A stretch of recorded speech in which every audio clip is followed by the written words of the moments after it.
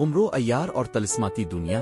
एक दिन जब बगदाद के बाजार में रौनक उरूज पर थी, उमरो अय्यार को एक पुरस्रार बूढ़े ने बुलाकर कहा, मैं तुम्हें एक राज की बात बताना चाहता हूँ जो कि तुम्हारी जिंदगी को बदल देगी।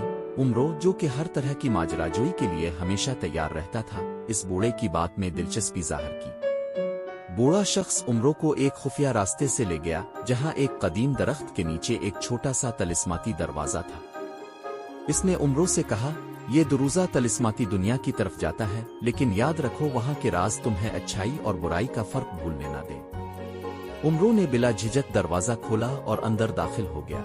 इसके कदमों तले अब तलिस्माती दुनिया की जमीन थी, जहाँ न सिर्फ पेड़ पौधे बोलते थे, बल्कि जानवर, गिलहरियां और परिंदे भी इंसानों की जबान में बातचीत करते थे।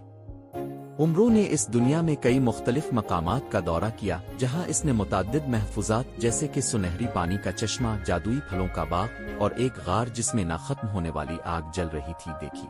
हर जगह से इसने कुछ न कुछ सीखा और उसकी माजराजोई मजीद दिलचस्प होती गई।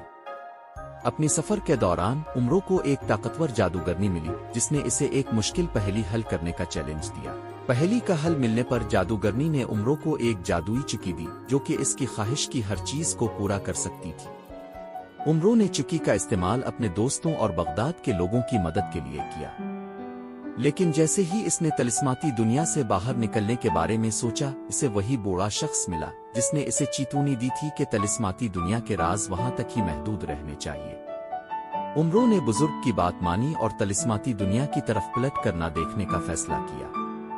वो तलिस्माती चुकी को वहीं छोड़ आया और खाली हाथ बगदाद में वापस आया। इसके बावजूद इसकी जिंदगी की वो माजराजोई इसके दिल और दिमाग में हमेशा एक सुनहरी याद बनकर रह गई।